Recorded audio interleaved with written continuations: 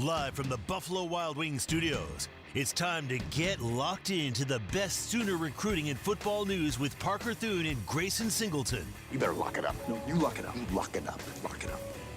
Hit the guys up on the Riverwind Casino call-in line at 405-329-9000 or text the show at 405-651-3439. Do it!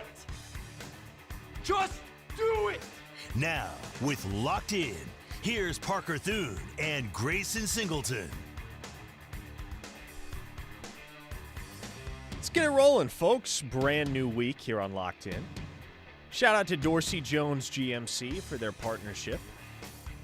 If you're in the market for a new vehicle, go check out Dorsey Jones in El Reno. Family owned and operated. GMC offers some of the most reliable trucks and SUVs on the road today, and Dorsey Jones offers phenomenal service, including half-price oil changes on Saturday.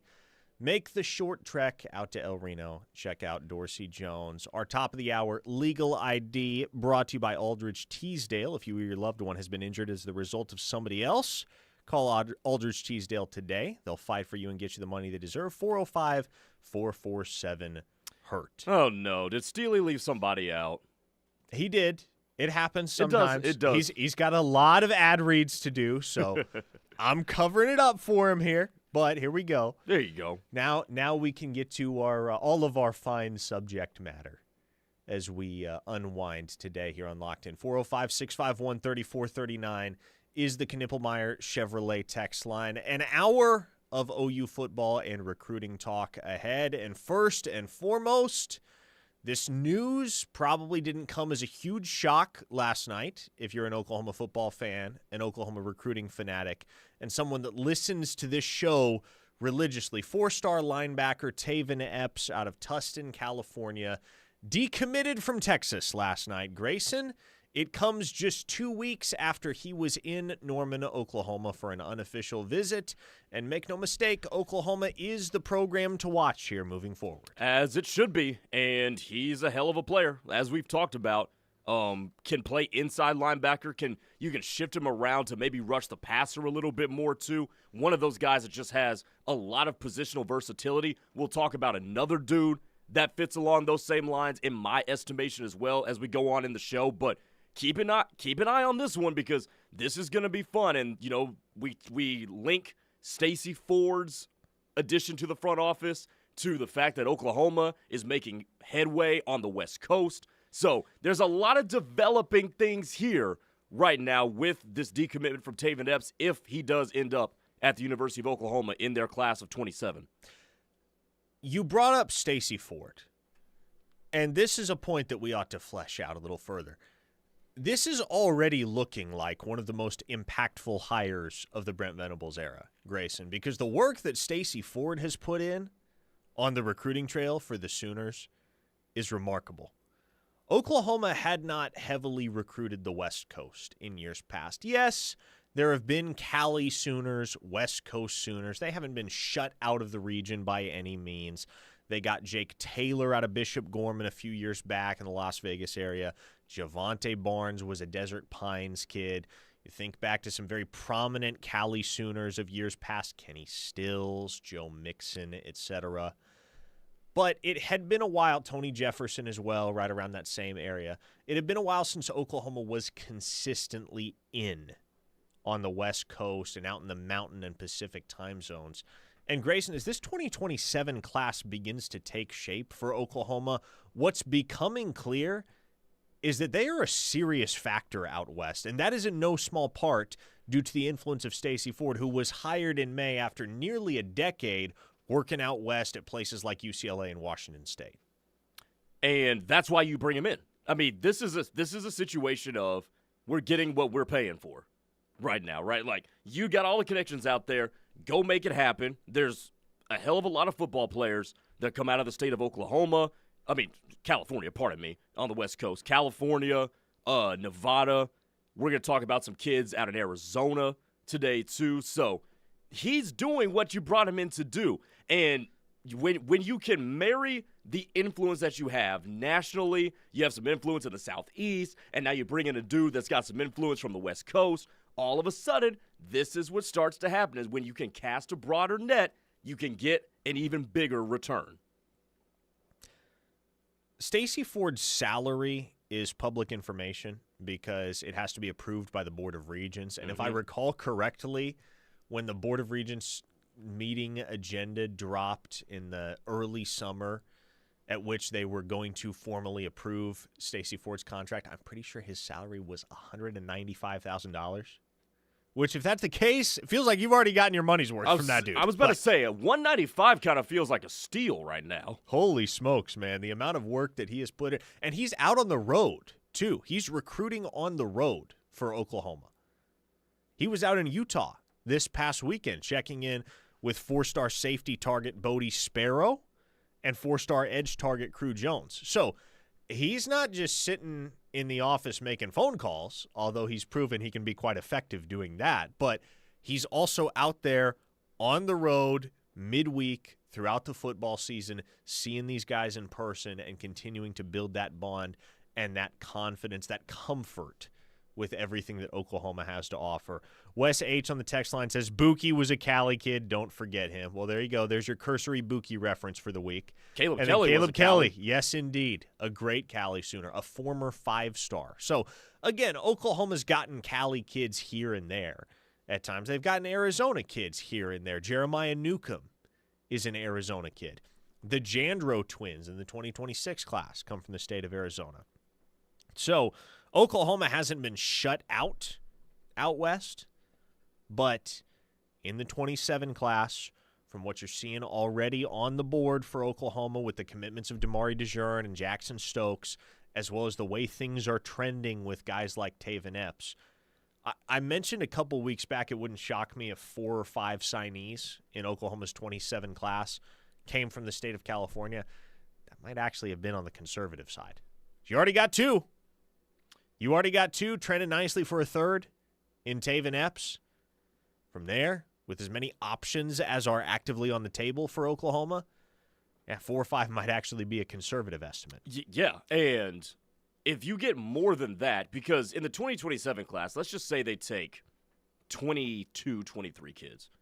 I think that's a reasonable assertion, give or take. If 6 or 7 are from the state of California coming to the state of Oklahoma, I think you've done good work there. I mean, that's a 1/3 of your class pretty much. I think you've done good work. Here's an interesting question from John and Blanchard. I'd be curious to hear your thoughts on this. Who does Stokes' game resemble? Jackson Stokes, of course, just committed to Oklahoma on Friday. High 3-star running back from Sierra Canyon High School in Chatsworth, California. Really, really explosive football player. Fun guy to watch. Who do you see in him? Ooh, that way to put me on the spot for that one. So we're talking little dude in stature. Yeah. With a very developed lower half and really, really fast. Shooting from the hip. I'm shooting. Who does that remind you of? Part of me wants to say Maurice Jones-Drew. That's a fun. But I'm trying to remember because he was playing when I was a child, so I'm trying to remember if he had that breakaway speed. But that would be my initial right off the hip one that I would go with. Yeah, and John, I haven't given that question a whole lot of thought either, but the thing about Stokes, and I'm sitting here watching ESPN highlights roll up on my screen, watching Devon Achane take it 50-plus yards to the house yesterday against the Bills, and you get a lot of backs that are a little bit slimmer, more narrowly built. Right. Speed backs, smaller in stature. Devon Achane is a guy like that, but Jackson Stokes, the way he's put together physically, you figure he's a guy that's probably going to carry north of 200 pounds at a certain point. So yes. He's not super bulked up yet. He's a junior in high school, but he's got a lot of room to pack muscle onto that frame. I could maybe see him being like a Doug Martin type of back. Ooh, that's a good one. Late Doug Martin. We lost him a couple of weeks ago, tragically. But and maybe that's just the Bucs fan in me looking for a relevant comparison. But I don't know how far back you have to go in OU history to find an adequate Jackson Stokes comp, because there really isn't a guy, at least in the last 15, 20 years, that has been a prominent factor in OU's backfield committee that is even remotely congruous to Jackson Stokes in terms of the physique and the skill set. There was somebody on the text line. 580 Trey says Alvin Kamara. I think Kamara's bigger than him. At least when you watch it. Yeah, I don't really get too many Kamara vibes. Frisco Sooner says, I'll tell you who Stokes reminds me of, Torrey Blaylock, kind of the same player. And yeah, there is a lot of Torrey Blaylock. He's smaller than Torrey Blaylock. Yes. But you want to talk about the breakaway speed, the vision between the tackles, the ability to make guys miss in open space without decelerating. Yeah, there is absolutely a lot of Torrey Blaylock in his game. A texter in the 918 says, I thought Stokes was 5'9", probably closer to 5'8", as of now. 5'8", 5'9", smaller back regardless. Somebody in the 580 says J.K. Dobbins. Yeah, I mean, we can play the comp game till the cows come home, and we no doubt will. That's always a fun one to – it's always a fun game to play, especially around signing day. So, hey, if you have player comps for the current members of Oklahoma's 2026 class, start filing those away for the shows that we do closer to signing day on December 3rd. But we also got a new offensive line offer over the weekend, Grayson. Mm-hmm. I guess it was maybe Friday evening, Friday, Saturday. A new offensive line offer, and let me tell you, I really, really like this one. The offer in question went out to Friendswood, Texas offensive tackle Noah Abebe, who is a 3-star prospect. 3-star you. There you go. And currently committed to Tulane. Grayson, I saw this kid on the camp circuit a couple times back in the spring, and he was genuinely, legitimately, really impressive. To the point that I was calling around, sending texts, letting FBS staffers know, hey, this is a guy you need to have on your radar. This is probably a guy you can just go ahead and offer because he's going to be big time.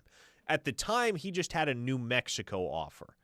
And that's because he's a converted tight end. He only started playing offensive line this past offseason. For lack of height, he projects inside at the next level. You're not going to play tackle these days at 6'3", 6'4", which is about what he is. I was just about to say, lack of height means he is 6'4", 290. Yeah, so you're going to play inside in all likelihood. But, man, especially because this guy has a background at tight end. He's got a background running routes. He's got really, really good feet. He's a lot stronger than you would expect a player that's only been playing offensive line for a matter of months to be. And he demonstrated, particularly at the Under Armour camp down in Houston, I believe that was back in March, he demonstrated that he can hold his own against elite comp. You have a certain look on your face right now. What are you looking at? Yeah, because I'm watching his film. Okay, gotcha. And his film is still from him when he was playing tight end. He looks like, you remember Darnell Washington that played tight end at Georgia, now with the Pittsburgh Steelers? Yeah, I just watched him last night. Yeah, he looks very similar to that. Like somebody who does not look like he should be playing tight end. That looks like a tackle. Mm-hmm. Very, very mobile player. Which, by the way, I was just going to say, that means he's going to be pretty mobile, good on his feet, good balance, good base. Fun to utilize as a puller, right? Exactly. You think mobile, strong as an ox guard. Who do you think right now that's on OU's roster? Eddie Pierre-Louis, right? And Eddie Pierre-Louis, the stock's going up for EPL. Arrow's pointing up on him. So I'm not saying Noah Abebe is going to be Eddie Pierre-Louis, but do really like Oklahoma's chances to flip the kid from Tulane, as you might expect, right? They're lining up an official visit. My expectation is that that's going to take place the weekend of the LSU game on November 29th, which would get him and Jonas Muya, Oklahoma's other late offensive line offer, on campus on the same weekend. So Muya is a tackle. Abebe is a guard. Oklahoma has one tackle commit in Deacon Schmidt, and they have one interior offensive line commit in Noah Best, and that's it. And Schmidt and Best, two guys that are going to be able to play year one if you need them to. The hope is that you don't, but if you need those guys to play in year one, they're going to be physically ready. And so you have two guys that can make a year one impact and two guys in Abebe and Muya that you regard more so as projects. They're dudes that, you figure by year three, okay, maybe you're starting to see something from these guys. And if they come along quicker than that, if they're ahead of the curve, great.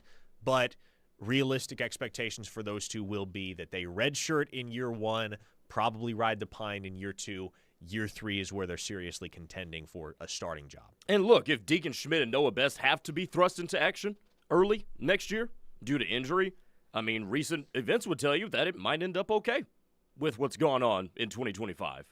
Mike S. says, any 2026 flips coming? Well, I think the odds are naturally highest with Noah Abebe, and we'll see what happens with Jaden Petit. We will see what happens. I know the patience on the OU side is kind of wearing thin with that whole process because they're like, dude, just flip.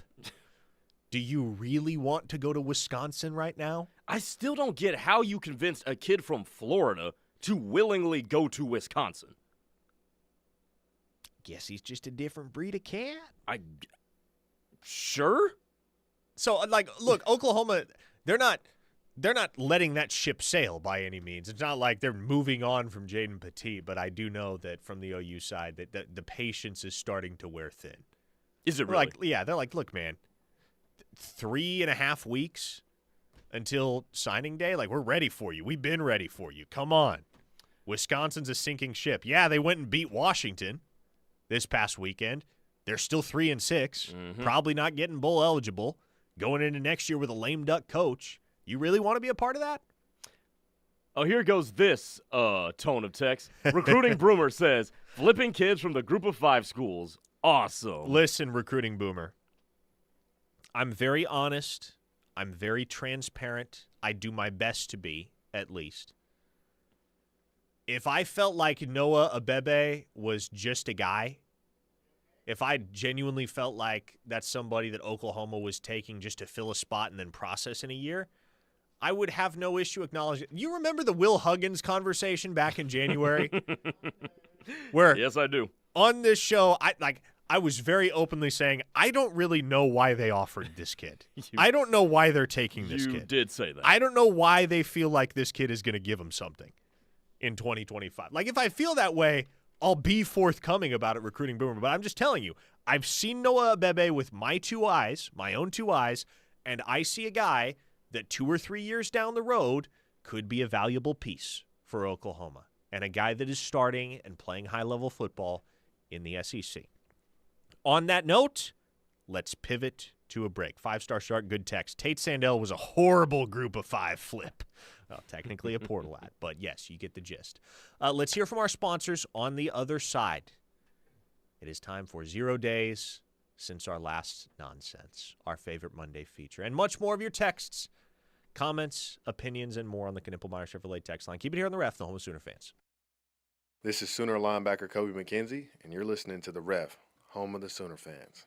For the professional, it's not enough to just possess knowledge. That's why at GMC, we seek to refine it, to wield its power, to redefine its boundaries, while pushing the limits. And we put this knowledge to the test in every GMC Sierra by engineering each one to outperform your expectations. So you know you're getting precision and durability when you need it most. And that's what makes the GMC Sierra the truck worth knowing.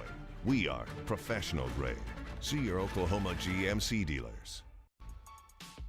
When it comes to buying a home, you need a winning game plan. At Stride Bank, our mortgage team helps you get from kickoff to closing with competitive rates, local expertise, and personalized service. Whether it's your first home or your forever home, we'll be right there on the field with you. Learn more at stridebank.com. Stride Bank, member FDIC, equal housing lender. Stride Bank on your team since 1913 with Oklahoma roots and nationwide reach. Hey guys, this is Lisa Talley, owner and broker of 828 Real Estate. 828 Real Estate is your premier full-service commercial and residential real estate brokerage and property management firm. With our team of real estate agents and specialized property management team, 828 is here for you in every capacity. Whether a seller or buyer, an investor or renter, please explore our website at 828re.com. 828 Real Estate, service with purpose. 405-701-8881.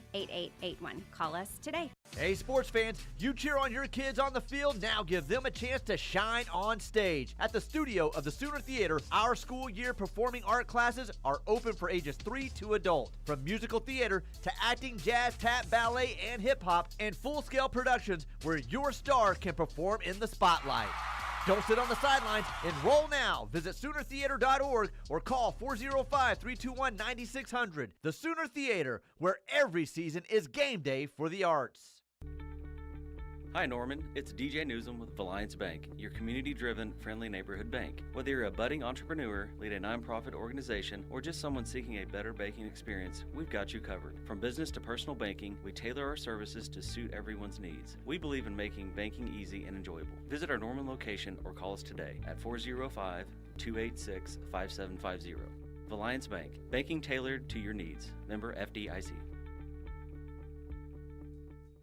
For 3 generations, the John M. Ireland and Son Funeral Home and Chapel in Morris continued to serve the community by giving back to local schools, charitable organizations, and first responders.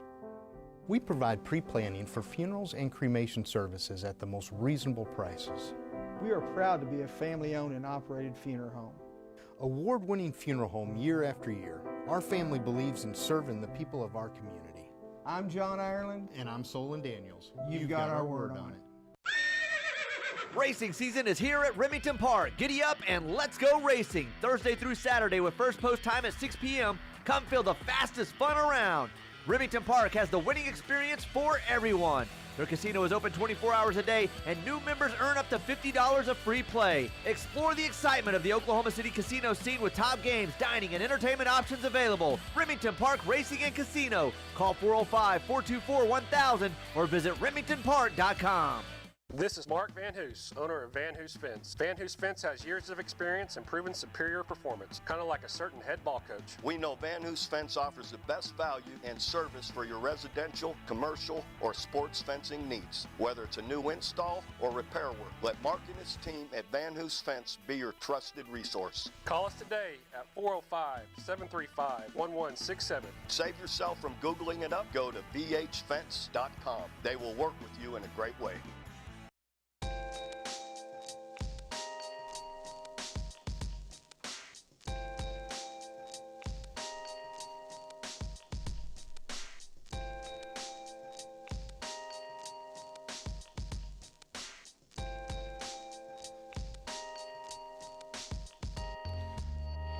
The OU fan base is somewhat paranoid, and I know why they are this way. Lincoln Riley made them this way. But I tweeted earlier because Ben Arbuckle discussed it in his press conference. He was talking about what the 2 pens that hang from his chain do, or what their function is. And basically, he has a blue pen, he has a red pen. Throughout the game, he will cross out plays with the red pen that he does not want to come back to. Okay, this isn't going to work. This didn't work. Not going to run this again. And with the blue pen, he will circle play calls that he wants to come back around to. Maybe it worked. Maybe he feels like it's going to give him the right look. But those are ones that he would like to file away for potential use later. And the OU fan base is in my replies, Grayson, wondering if opponents will now begin pen watching to try and get a leg up on Oklahoma. If Ben Arbuckle removes one of the pens from his chain and starts to write on his play sheet with it, might the opponent be able to come up with a competitive advantage? I don't think Ben Arbuckle is doing it on a play-to-play basis. I don't think Ben Arbuckle is calling a play, waiting for the result, then pulling one of the pens off and going, oh, yep, not going to run that, or yeah, we'll do that again at some point. But, unfortunately, this is what 5 years of Lincoln Riley does to a fan base. Speaking of Lincoln Riley, it is time for 0 days since our last nonsense. Brought to you today by Lincoln Riley himself. If you live under a rock, Lincoln Riley has had his name floated out there over the last several weeks in connection with several head coaching jobs that are not the USC head coaching job. In response to those rumors and those reports, Lincoln Riley said this on Saturday. I've been underwater for the last 5 days, I feel like, so you guys know what I sacrificed to come here. I'm where I need to be. And I'm sitting there late Saturday night listening, or I guess it was Friday night because they played Friday. I'm sitting there late Friday night listening to that comment, that answer from Lincoln Riley, and I'm thinking, man, feels like I've heard that before. And lo and behold, if you rewind to November 16th, 2021, we all have heard that before. It's nothing to handle, you know. I mean, it's pretty easy. You know, I coach the University of Oklahoma football team, and you guys know me. You know how I feel about this place and this program. So we've all been down this road many times before. You guys know where I stand on that, and that hadn't changed. 11 days later, he took the head coaching job at the University of Southern California. Folks, I don't know where Lincoln Riley is going to be coaching next year, but here's what I do know. That comment he made Friday night in response to those rumors connecting his name with other jobs across the industry mean absolutely nothing. That comment means nothing whatsoever. And my advice to all of my colleagues on the USC beat would be to make this man deny everything in very explicit terms. Leave no room whatsoever for ambiguity. Because make no mistake, everybody on the OU beat the day after he left for USC, because it was Kerry Murdoch that had asked him in so many words, are you going to take the LSU job or not? Like, are you still going to be here in 2022? Well, see, that's the question we all wished we would have specifically asked is, are you going to be here in 2022? And not asked specifically about LSU because he gave an answer that seemed very conclusive. He said, I'm not going to be the next head coach at LSU. Which, I mean, in technicality, he wasn't wrong. Bingo. You got to ask the right questions. You know what, though? Let me present a different angle of a conversation like this. Go ahead. What's the coach supposed to do?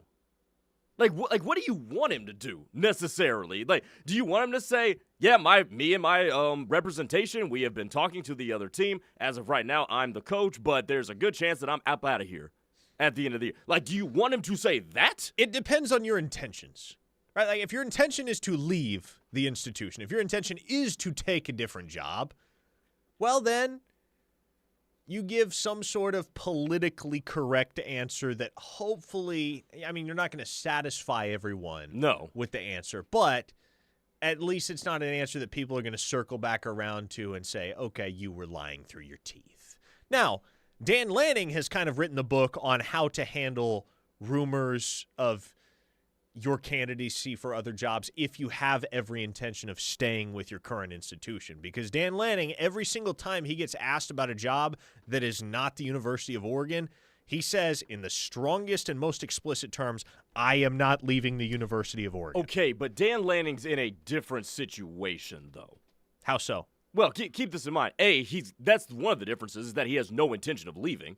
2, he should have no intention of leaving either. I mean, he's got it made up there. You got all the money influx. You got the players. I mean, it's a different situation necessarily. And I don't mean that question just specifically isolated to Lincoln Riley. Sure. Because there's probably 5 or 6 other programs and fan bases who are dealing with the exact same thing. So at what point do we say, look, maybe the coach still wants to coach here for the remainder of the season, and he doesn't want anything to be an additional distraction from what's already been put out there. So I'm just going to say something to where, like, no, I'm coaching here right now. Like, at what point, what do you want him to do? Yeah, well, and I think if that is the reality of the situation, then you give a transparent answer, which is, look, right now, I am focused on coaching my team the rest of the season. I understand that regardless of what I say or what I do, my name is going to come up in connection with XYZ job, and I can't really run from that no matter whether I deny it in the strongest terms possible or not. So there will be a time and a place to address those types of things. In the here and now, though, I am focused on seeing the season through with this team, call it Team 131 or whatever it may be. Mm-hmm.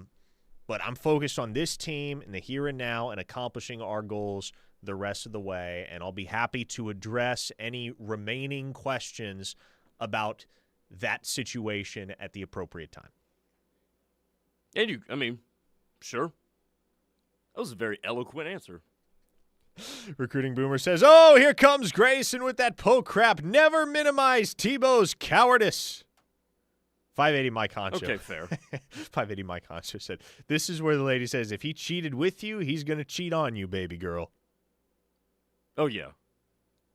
USC, if he cheated with you, he's going to cheat on you. Mm-hmm. That's why I never date people that cheated on past relationships. Yeah, that's a no-go. No, that is a deal breaker immediately. Have you had to shut down a situation like that? Mm-hmm. Wow. Yes. Fortunately, I never did. Good for you. I should say. Good for you. On the Knippelmeyer Chevrolet text line. No Way Sooner says, will there be a point where Mule should just get such a bad rep that other teams' fans don't even want him? I mean, I don't know. No Way Sooner. Like, here's the thing. Lincoln Riley's a good football coach. You can't take that away from him, right? Lincoln Riley's always going to have a job in this profession if he wants it, regardless of where it may be, regardless if it's collegiate or pro or whatever. Like, Lincoln Riley is always going to be able to hold down a job in the sport of football because he's a really good offensive mind. I mean, as of 2 weeks ago, USC was the #1 offense in the nation. Say what you will about him being insincere and conniving and whatever, but he is a really good offensive football coach. J-Dub Sooner says, why would anyone want him? He has zero loyalty. They should have said, we know how you did OU. Why should we believe you now? See, that's a question that would be great to ask. It's just, man, you gotta have some cojones to ask that to Lincoln Riley in front of the entire USC communications staff as well, because shoot, you might have a red eye trained on you from that point on. Tattoo Baker says Grayson is 0-15 in conference. He would take girl in the corner relationship for a win right now. Hey, Grayson is not Oklahoma State University, Tattoo Baker. Yeah, nah, man. This man's in a committed and healthy relationship, at least as far as we know. But yeah, Oklahoma State You can sucks. drop the hips as far as we know part. Oh, God. 651 3439. So that's our latest nonsense, courtesy of Lincoln Riley. Hey, on the YouTube chat, I know you addressed this, I believe, when you hopped on with Steely in the 12 o'clock hour, but Michael Neal on the YouTube does ask, any updates on R. Mason Thomas and Colby McKenzie? Yeah, so with those two guys, I'll be honest, I'm not optimistic that R. Mason Thomas plays against Alabama this weekend. Look, obviously that's a guy that wants to play, wants to be active. He's going to give it the old college try, but that's not always enough because as we saw with Kobe McKenzie in Neyland Stadium, right? He wanted to play. He wanted to go. He wanted to be out there battling with his brothers, but it was very clear throughout warm-ups that he's not ready. He is not anywhere close to 100%. And so I would not expect R. Mason Thomas to play Saturday at Bryant-Denny Stadium. If he does, that's a boon for Oklahoma because Caden Proctor is most beatable when matched up against speed rushers like R. Mason Thomas. Yes, he is. And so R. Mason Thomas, if he is 100% or close to it somehow, and that's going to be asking a lot with what he's dealing with injury-wise, but if he is able to play, he could give Caden Proctor the work, man. Unfortunately, I would say the likelihood right now is that he is unavailable, in which case you're probably looking at Taylor Wine and Marvin Jones Jr. as your starters, and you're looking at a lot of Danny Okoye coming off the bench. And all of those guys have proven that they can get home, right? Danny Okoye had a sack of Joey Aguilar. Mm-hmm. Taylor Wine, at a certain point this season before R. Mason Thomas really took off, was leading the Sooners in sacks.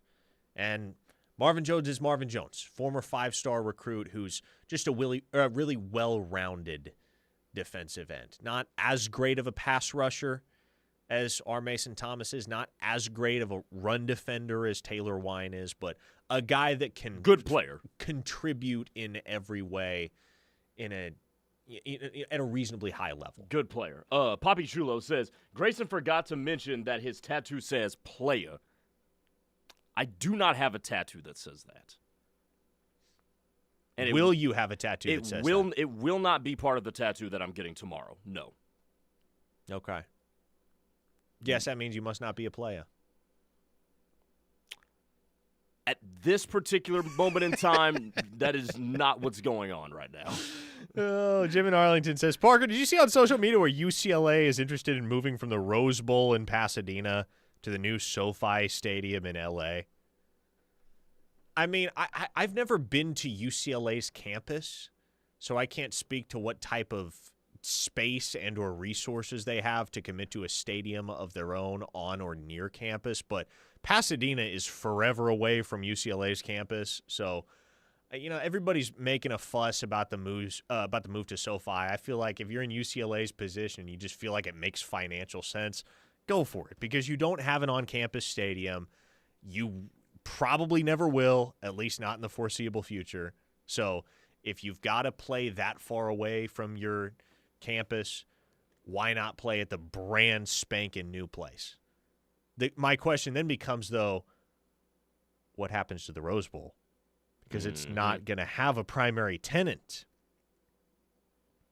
Is the city of Pasadena, whoever controls the Rose Bowl, are those people going to be content to let it subsist as pretty much exclusively the site of a bowl game? There are very few venues in America, and we're fortunate to have one of them in the Cotton Bowl down in Dallas that pretty much accommodate one sporting event a year. I know OU Texas isn't the only game. It's the Prairie View A&M Grambling game that's also played there a couple weeks before OU Texas. Yes. And in the past, I think they've held minor bowl games there at times. But for practical purposes, the Cotton Bowl exists for OU Texas. Is the Rose Bowl just going to exist for the Rose Bowl game? It's a good question. But, I mean, if UCLA, wants to get more people to these games, you got to make it you got to make it more easily accessible, because what are people doing before football games? They're not sober. So you don't want them to go long distances. I personally am sober before every football game. Yeah, you also are working, Parker. And I'm guessing you were when you were still a student too. But I'm saying by and large. I understand. Yes, there is there's a large segment of the population. We got inebriated Parker over here holding a camera, trying to talk to recruits and stuff on the sidelines. Yes, I would love a report of that. Oh man, give me another 6 and 7 season, and we might be there. That's saying a lot, even for you. Yeah, hey, I understand. There is a large portion of the population that watches football games while inebriated, and you do have to accommodate those folks and their pregame desires. One more. Lane on the YouTube chat says, we should have a year-in, year-out game with Alabama and the trophy a Crimson Rose. Battle for the color crimson. Who's the superior crimson every year? Loser. Here's what it should be. Loser can't wear the crimson tops until they win them back. That would be awesome. Ooh, okay, so this opens the door for something I said about a month ago. So if you have the crimson taken away, what's going to be your primary home jersey? Do you have to go with like a black or something? No, it's got to be the Unity alternates, right? Like that's the only. Jesus Christ! Yeah, that's the only look that Oklahoma has that anymore. That isn't the crimson top. I think at that point you'd be well served to experiment with a black combination, or you just wear white at home. Just be like the Cowboys. Yeah, that would actually be awesome. I support this. I support Oklahoma and Alabama playing an annual rivalry game for the rights to wear crimson for the next year. The losing team can't wear crimson until they win the jersey back, win the color back, if you will. I'm with it.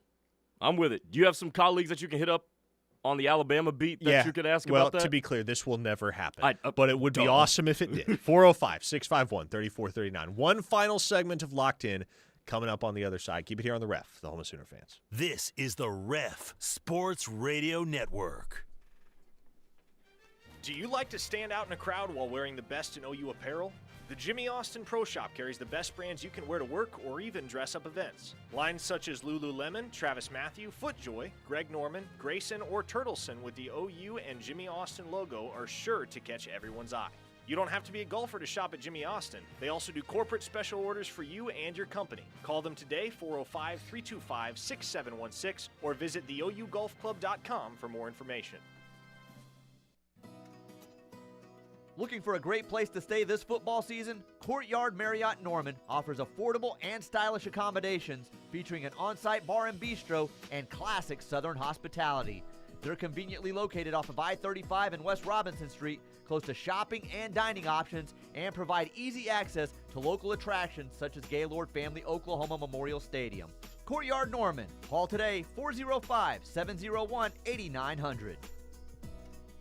CallBrianSmith.com is your 24/7 access to the best car and home insurance in Oklahoma. We specialize in making the process simple, fast, and affordable while still keeping that trusted local touch. Ready to save money on your coverage needs? Call BrianSmith.com at 918-481-7283 or visit us on Facebook and tune into our podcast, Get Canceled, on iTunes or Spotify. Call BrianSmith.com, your easy button for insurance in Oklahoma. I'm Oklahoma Sooner quarterback John Mateer. My job is to move the ball down the field and get the Sooners across the goal line. If you've been injured in an auto accident, you need a pro to be the quarterback of your medical care needs. Dr. Martin Lopez and the OKC Car Crash Clinic are your premier teammates to help you on your road to recovery. Dr. Lopez is a specialty trained MD with decades of experience. Make your best play call and contact Dr. Lopez at 405-86-CRASH. That's 405-862-7274 or visit okccrash.com.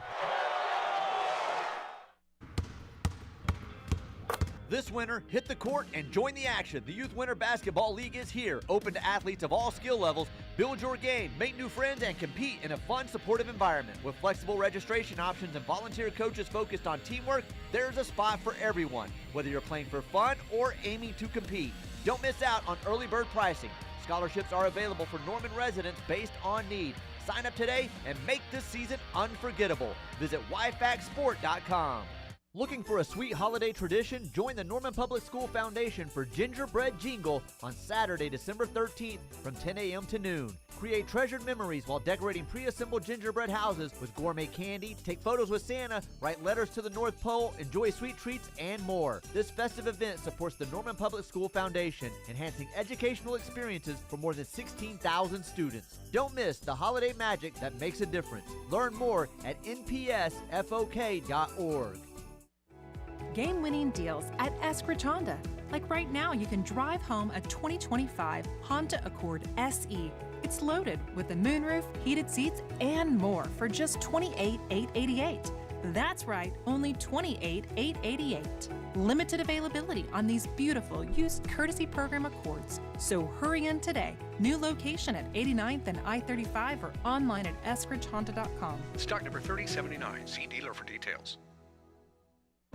At Armstrong Bank, your business isn't just business to us, it's personal. Our bankers are invested in your success, and we're ready to build a relationship that lasts. You deserve a strong financial partner by your side. Together, we can help make your business even stronger with products and services designed for your convenience. To learn more, visit a location near you or visit armstrong.bank. Armstrong Bank, strength runs in our family. Member FDIC.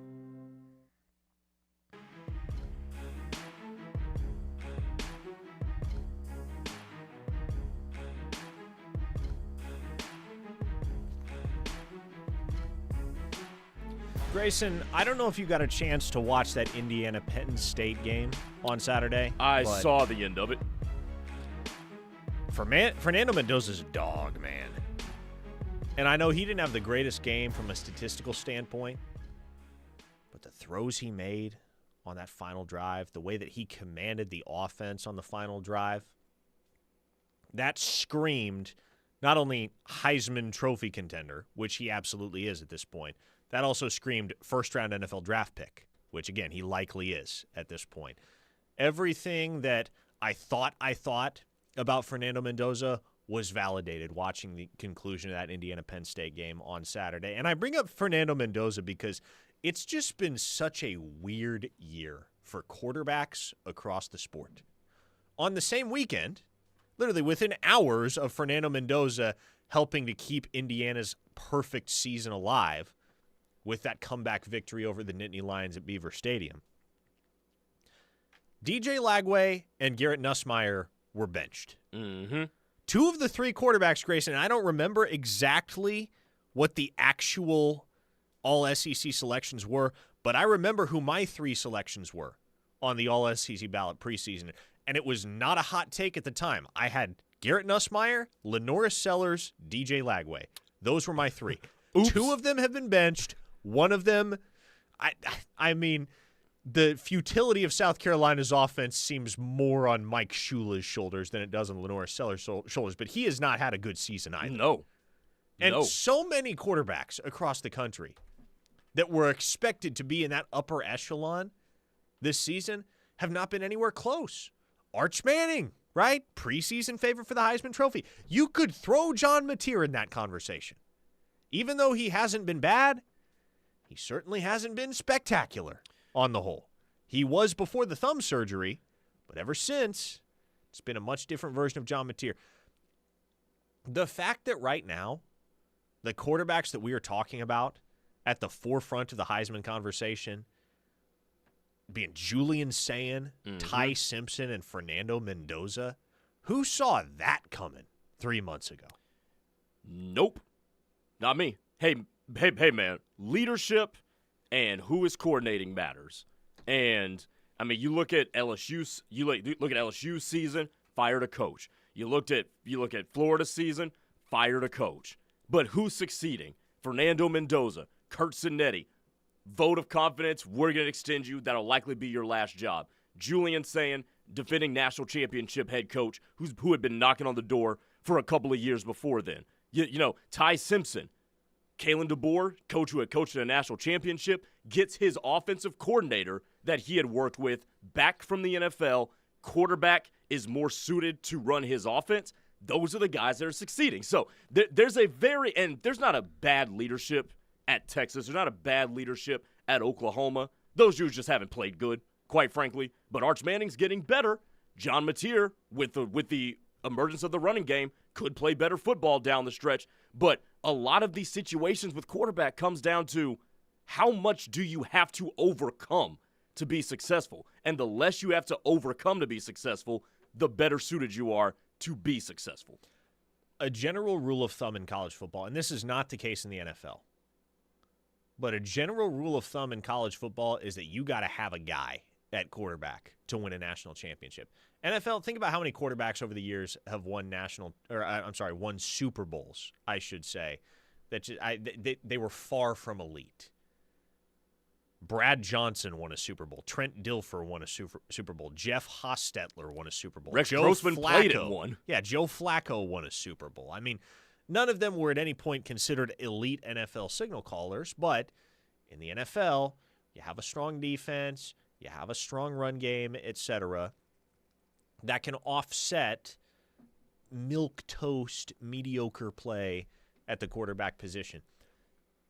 You don't see a ton of college football teams riding to national titles with a guy who's just a guy at the quarterback position. I guess it's not without exception over the years, but more often than not, the team that is still standing come the end of the season has a dude. I mean, even Will Howard last year. Think about maybe Will Howard wasn't considered one of the prolific passers in the sport, but he had a dang good season. Yes, by every measure. Made himself an NFL draft pick and was the steady hand on the tiller for the Ohio State offense. And what stood out to me down the stretch about Will Howard was, man, he was just making the plays. He was a playmaker. He was making the plays that they needed to make in order to win football games. You look at the 7 teams atop the sport right now.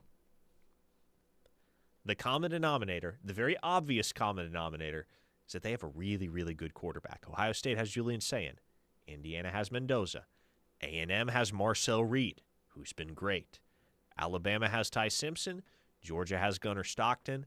Ole Miss has Trinidad Chambliss, and Oregon has Dante Moore. Those are the top 7 teams in college football.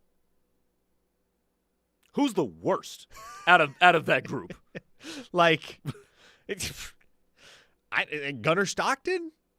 It's probably either him or Dante Moore, right? I mean, and quite frankly, if you wanted to go by just raw completion percentage, it's probably Trinidad Chambliss, who none of us think is the worst of those quarterbacks. Yeah, no, especially not after what he did to Oklahoma a couple of weeks ago. Exactly. Yeah, we all saw We all saw up close and personal just how talented Trinidad Chambliss is. I mean, how far back do you have to go for a team whose quarterback was a passenger to a national championship? Do you have to go back to, Cardale Jones with Ohio State, A.J. McCarron a few years before that with Alabama? Jake Coker at Alabama in Jake 2015. Coker did win a That national championship. is the one. Yep. That is the one that always comes to mind first. But like Cardale Jones played out of his mind. Yeah, he did. Yeah, down you're the right. stretch for Ohio State. He was an NFL guy. He was an NFL draft pick, played in the league. He was no scrub by any means. Kind of the same thing with A.J. McCarron, right? What was A.J. McCarron? 3rd round pick? Seems a bit generous. One of the more statistically prolific quarterbacks that Alabama has ever had.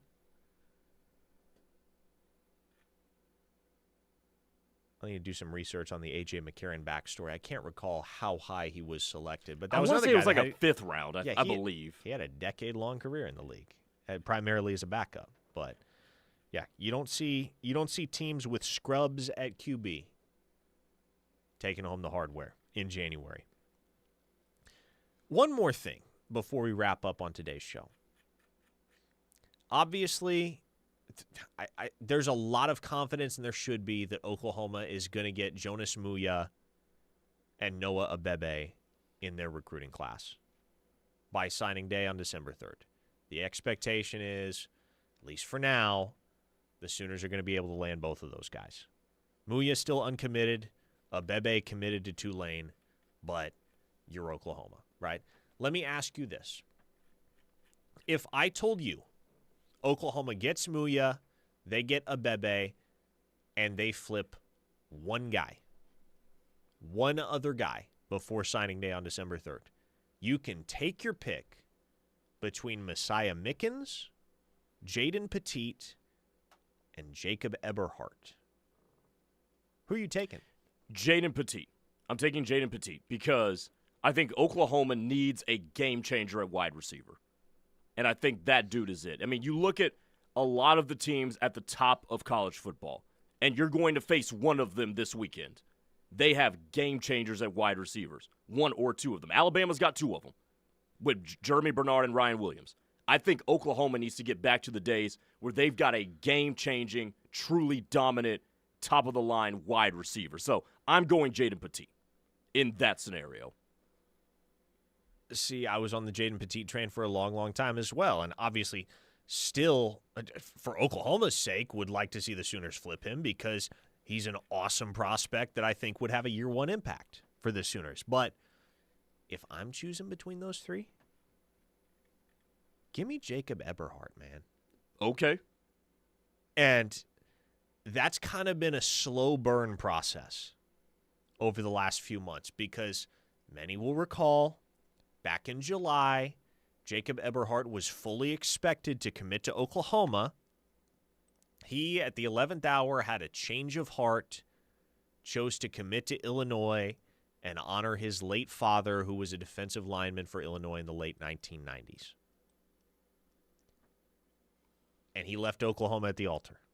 Never told the Sooner staff that he was not committing to them until the announcement. And so, naturally, the OU staff felt kind of jilted. They kept the relationship up. You know, there were some things that they had to work through, certainly. But they've maintained contact with Jacob Eberhardt in the, nearly 4 months since? Maybe over 4 months? It's been a little while. But they've positioned themselves, Grayson, for a viable late run, a legit late push to be able to sway Jacob Eberhardt away from Illinois. Now, am I under the expectation that it happens? I am not. The deeply emotional connection that he has to Illinois makes me think this is going to be tough. But Oklahoma does not regard it as an impossibility. Brandon Hall was at Jacob Eberhardt's game this past Friday night. They think there's enough of a shot that OU's safeties coach was spending his bye week visiting in person with the 4-star safety commit from Illinois. He's an awesome football player, really sizable, really fast, really instinctual defender that I think, should he land at Oklahoma, has the potential to be one of the more productive safeties that Oklahoma has rostered in the 21st century. He is a unique prospect and a guy that Brandon Hall would love to have in the Sooners' defensive backfield. Can they sway him from Illinois? We shall see.